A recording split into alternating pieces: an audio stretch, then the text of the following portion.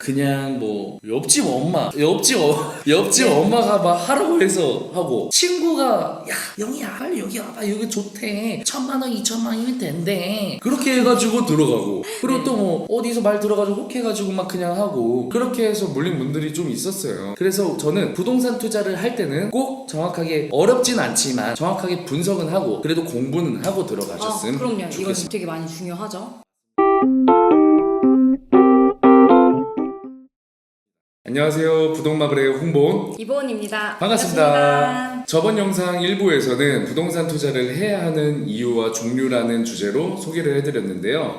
이번 영상인 2부에는 투자할 때 돈이 가장 많이 되는 부동산은 현 정권의 정책에 있다 라는 주제로 소개를 해드리려고 합니다. 우리가 투자할 때 투자금 대비 가장 돈이 많이 드는 부동산을 취득을 하려면 현 정권의 정책을 눈여겨봐야 하는데요. 시기별로 투자해야 되는 상품들이 다 다른 이유가 당선되는 정권에서 추구하는 바가 다 다르기 때문에 이 점을 주의 깊게 봐야 합니다. 그래서 우리가 2000년대 초반부터 2기 신도시 개발했었을 때 신도시 사업에 정부에서 돈을 엄청 많이 쏟아부었기 때문에 서울은 규제 지역으로 묶어서 투자도 개발도 힘들게 만들고 세금도 중과했었어요. 그때 당시 신도시를 투자했을 때 서울에 투자했을 때보다 훨씬 더 수익률이 더 좋았습니다. 그랬었죠. 예, 그래서 하지만 근데 이제 신도시는 가격도 저렴하면서 세금 혜택도 많이 줬었기 때문에 가격이 많이 저렴했고, 자산이 많은 분들이 먼저 신도시에 투자를 함으로써 저점에 진입하고 우리 꼭대기에 팔아가지고 이미 수익을 극대화 시켰었습니다. 그죠?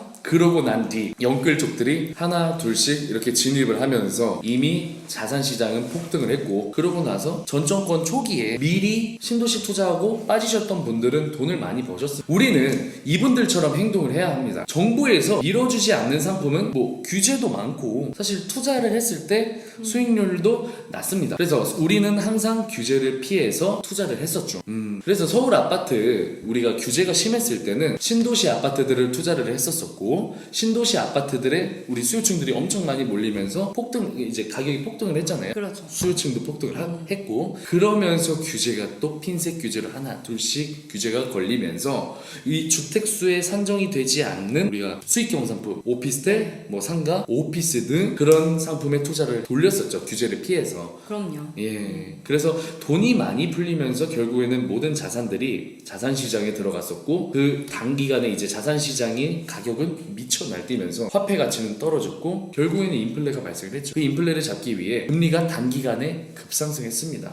어떻게 됐어요? 적정 타이밍에 빠지지 못해서 결국에 고점에 물린 분들이 대다수였습니다. 맞아요. 그래서 근데 솔직히 고점에 물린 분들보다는 돈을 벌고 나오신 분들이 훨씬 더 많아요. 그죠? 저희가 투자한 것도 그렇고.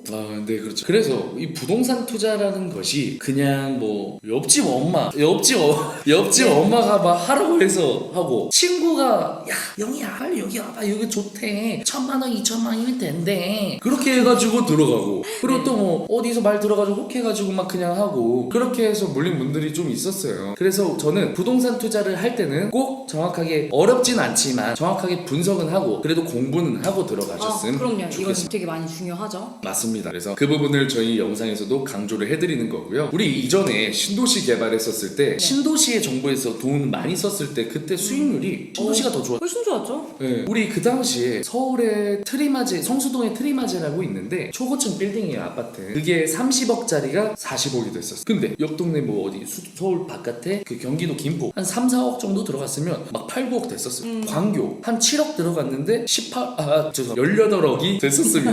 네, 그만큼 말도 안 되는 수익률이 나왔죠. 네, 맞아요. 그래서 그럼 투자금 대비 내가 뭐 따져봤을 때 뭐가 더 수익률이 높을까? 당연히 서울이죠. 네. 그래서 제가 말씀드리고 싶은 거는 서울이래요. 죄송합니다. 신도시입니다. 예. 그래서 수요층들이 몰리니까 그게 결국에는 오르는 게 값이 됐었고 호가가 미쳐 날뛰었었죠. 근데 그리고 이전까지 수도권이나 아니면 지방에 PF 대출을 옛날엔 다 해줬었잖아요. 네. 근데 지금은 뉴스만 보셔도 안 해줘요. PF 대출을 뭐 지방이나 수도권 안 해주고 우리 시공사들 서울 위주로만 해줘. 그리고 시공사들은 지방 수도권의 뭐 정비 사업에 대해서 수주를 맞지도 않고 새로 뭐 택지 사업을 입찰을 받아가지고 건물을 짓지도 않고 있습니다. 맞아요. 서울 위주로만 지금 미분양 리스크를 줄이기 위해서 서울에만 현장에 집중을 하고 있습니다. 그래서 서울 우리가 청약 아까 일부에서 말씀드렸다시피 청약 경쟁률이 서울은 어마무시합니다. 제가 질문을 드리겠습니다. 그 현재 정권이 무엇을 네. 밀어주고 있나요? 신도시 아파트? 아니면 뭐 수익형 상품?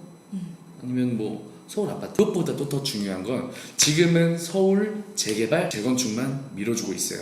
우리가 잃어버린 10년이라고 하죠. 맞아요. 그 전 정권까지만 해도 DDP를 개발로 이제 그것도 오세훈 서울시장 때 만들어졌던 건데 맞아요. 나중에 오세훈 서울시장 임기가 이제 중간에 그렇게 되면서 박원순 서울시장 본인 입맛대로 좀 만들고 그 이후로 층수 제한들 다 걸리고 용적률 높게 못 지어주고 그렇게 하면서 외국 바이어들이나 아니 외국 정부에서 결국에는 우리나라랑 뭔가 거래를 하기 위해서 오는데 인천공항에 내려서 서울로 강변북로나 올림픽대로를 타고 오면 초고층 빌딩 몇 개 있는 거 빼고는 전부 다 성냥갑 아파트들밖에 없어요. 그래서 이번에 서울의 개발을 확실하게 해야겠다라고 오세훈 서울시장부터 원희룡 국토교통부 장관부터 윤석열 정부까지 지금은 오로지 다 서울 재개발 재건축입니다. 그래서 이번 정부에서 주택 공급 270만 호에 서울에만 50만 호를 공급을 한다고 하는데 우리 서울에 땅 없잖아요. 한정되어 있죠.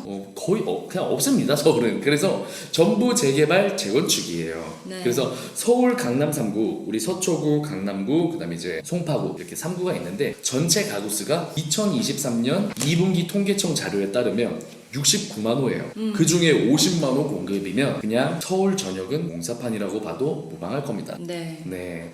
그래서 부동산 투자 물론 쉬울 수도 있고 어려울 수도 있어요. 한 가지 중요한 건 투자를 한다면 경제 시장을 지속적으로 모니터링함으로써 변화하는 정책들을 체크를 해야 내가 언제 사고 언제 팔지에 대한 데이터 값이 나오는데 근데 우리는 전문가가 아니지 않습니까? 그래서 난 내 본업이 있고 본업에 집중하기도 바쁜데 언제 뭐 경제 시장을 뭐 이런 걸 모니터링하고 공부를 하고 그래요. 그래서 그죠 요즘 네. 현대사업 바쁘다 바빴는데. 그거를 요즘 현사바사 뭐라 하죠? 바쁘다 바빠 현대사회 바빠 네. 현사 뭐 그렇게 하죠.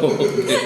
그렇죠. 그래서 부동마블의 홍보과 2번이 간단한 팁 하나 알려드리려고 합니다. 뭐냐면 현재 정권의 공약 정책들을 공부를 하고 그 방향성에 맞게 투자를 하고 현 정권의 임기가 끝나기 전에 현금 자산을 조금씩 쟁여둡니다. 그러고 난 뒤에 다음 대선 때 선거 공약들을 다 보고 당선과 동시에 당선인의 공약에 맞게 투자 계획을 세우는 걸 꼭 잊지 말아줬으면 좋겠습니다. 네, 저도 같은 입장인데요. 네. 그렇게 하다 보면은 사실상 부동산이라는 게 어렵다고 생각하시는 거를 좀 더 쉽게 좀 생각을 하실 수 있을 것 같습니다. 방향성 잘 생각하셔야 됩니다. 네, 여기까지 이제 홍본이 준비한 투자할 때 가장 돈이 되는 부동산은 현 정권의 정책에 있다라는 주제로 말씀을 드렸고요. 다음 영상은 더 유익한 정보를 가지고 찾아오겠습니다. 여기까지 부동마블의 홍본 2번입니다. 감사합니다. 네, 감사합니다.